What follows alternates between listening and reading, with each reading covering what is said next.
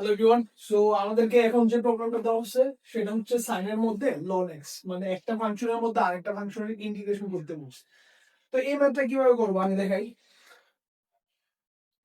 এই যে ফাংশনটা আছে না ভিতরে, এই ফাংশনটাকে একটা চলক হিসেবে ধরে নাও। যদি আমি এটাকে জেড ধরি তাহলে কি আসতেছে আমি দেখাই একটু। Let ln x equal to কি জেড, লন এক্স সমান জেড ধরে ফেলেছি। Okay fine. এখন তাহলে এখানে হইতেছে কি জিনিসটা দেখো তো। লন এক্স এর কে আমি কি লিখতে পারি, সাইন জেড। আচ্ছা, যখন আমি একটা চলককে আরেকটা চলকে রিপ্লেস করে দিব তখন আমার এখানে আছে না সবগুলারই রিপ্লেস করে দিতে হবে। এখানে এমন না যে এখানে জেড রাখলাম এখানে ডিএক্স বসাতে বলবো, আমরা এখানে ডিএক্স বসাতে পারবো না। সো ডিএক্স কে আমাদের সামহাউ জেড এ কনভার্ট করা লাগবে, জেড রিলেটেড কোনো কিছু একটা আসবে। তো আমরা এখানে যেটা করতে পারি সেটা হচ্ছে লন এক্স কে জেড ধরলে ই টু দি পাওয়ার জেড সমান কি বলা যায় বলতো। আচ্ছা, এটা পরে। আচ্ছা, লন এক্স সমান জেড, এটাকে উভয় পক্ষে ডিফারেন্সিয়েশন করে দিই, কি আসতেছে বলতো, 1/x dx ইকুয়াল টু কি আসতেছে dz। আচ্ছা, এটাকে ডিফারেন্সিয়েশন করার পরে এটা পাইছি। এখন আমাকে বলো এখানে কি 1/x রিলেটেড কোনো কিছু আছে, তাই আমরা এটাকে রিপ্লেস করতে পারবো, এরকম করতে পারবো। তাহলে আমাদের কাজ এখানে অবশিষ্ট থাকে হচ্ছে dx, তাই না? তার মানে আমার dx কে সামহাউ কনভার্ট করা লাগবে অন্য কোনো কিছুতে। তাহলে dx ইকুয়াল টু কি, x টা ওই পাশে চলে গেলে x dz, তাই না? এখন আমাকে বলো এই যে x dz, x আলটিমেটলি কি, x এর ভ্যালু কত, x কে তুমি z এ কনভার্ট করো। তুমি এখানে একটা জিনিস দেখো, লন x সমান যদি z হয় তাহলে ই টু দি পাওয়ার z সমান x বলা যায় না? আমরা ছোটবেলায় পড়ছি না, ওই যে 9-10 থাকলে যে লগের বেস সূচকের বেস, লগের ফলাফল সূচকের পাওয়ার, আর হচ্ছে লগের পাওয়ার সূচকের ফলাফল, জিনিসটা ওইরকম আর জাস্ট কনভার্সন, লগটাকে উঠাই দিয়েছি আর কি। আচ্ছা, তাহলে ই টু দি পাওয়ার জেড সমান হচ্ছে এক্স, তাইলে আমরা এই জিনিসটার পরিবর্তে কি লিখতে পারি বলতো? এই জিনিসটার পরিবর্তে ডি এক্স সমান হচ্ছে কি, e to the power z dz লিখতে পারি না? তার মানে ডিএক্স কে রিপ্লেস করলে e to the power z dz পাইতেছি। ওকে, আচ্ছা এটা পাই গেলাম। তার মানে এখন আমি যদি করি ম্যাথটা দেখো, ডিএক্স এর পরিবর্তে কাকে বসাতে পারি, e to the power z dz, e to the power z dz. আচ্ছা, তাহলে এখানে যেটা আসতেছে e to the power z sine z dz. এখন এই জিনিসটা আছে না, অনেকে কি করে মুখস্থ করে ফেলে ডিরেক্ট, যে এটার ইন্টিগ্রেশন কি হয়। এটা ইন্টিগ্রেশন হয় কি, e to the power x, এটার সাথে হয় sine x minus cos x, ঠিক আছে, ডিভাইড বাই 2 প্লাস সি। এটা হয় আনসার। এটা normally E to the power x, এটার সাথে সাইন এক্স গুণাকার থাকলে এটা হয় আনসার।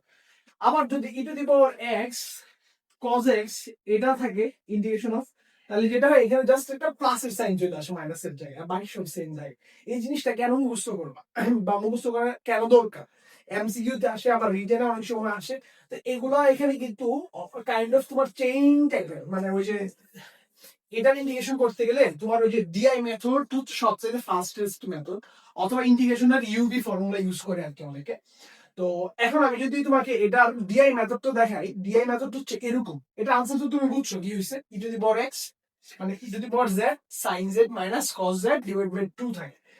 এটা আসে কিভাবে দেখো, যখন একটা মনে মনে তুমি ইউ ধরবা, এই যে এটা হচ্ছে ইউ, এটাকে ভি ধরে আর কি, তো এরকম ধরে তোমার তোমার ইন্টিগ্রেশন করে। এখন আমি ইউপি ফর্মুলাতে যাবো না, আমি যেটা করবো ডিআই মেথড।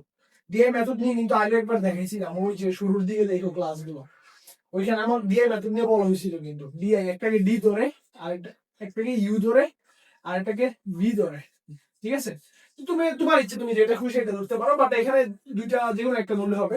তুমি এখানে তুমি নর্মালি তোমার ইউ ধরে হচ্ছে যেটাকে ডিফারেন্সিয়েশন করা সহজ, এটাকে ডিফারেন্সিয়েট করে, যেটাকে ইন্টিগ্রেশন করা সহজ এটাকে ইন্টিগ্রেশন করে, এরপরে কোনো বাংলা ধরে কোনো রুল নাই। সো এখানে আমি যেটা ইন্টিগ্রেশন করা সহজ হচ্ছে e to the power z, so e to the power z integration integration করতে থাকবো এখানে। আর এটা হচ্ছে ডিফারেন্সিয়েশন করতে থাকবো কাকে, সাইন জেড কে। সাইন জেড ছিল, সাইন জেড কে করলে আসলে কস জেড, কস জেড কে করলে আবার আসে কি সাইন জেড, কিন্তু মাইনাসের। এবার প্লাস মাইনাস, প্লাস দিয়ে গুণ দিলে আবার আলটিমেটলি মাইনাস থাকে। সো তারপর যে নিয়মটা ছিল এইভাবে কর্নার আকারে, কর্নার কর্নার হ্যাঁ, কর্নার কর্নার যাওয়ার পরে যেটা এইভাবে ওইটা আবার ইন্টিগ্রেশন সাইন আসে। মানে জিনিসটা হচ্ছে ডিআই মেথড যেভাবে করে ই টু দি পাওয়ার জেড, তারপর কি সাইন জেড, তারপর মাইনাস কস জেড, তারপর আবার আসে কি মাইনাস আই চলে আসে। আই সমান হচ্ছে এইটা, তাহলে 2i মানে হচ্ছে e to the power z sine z minus cos Z.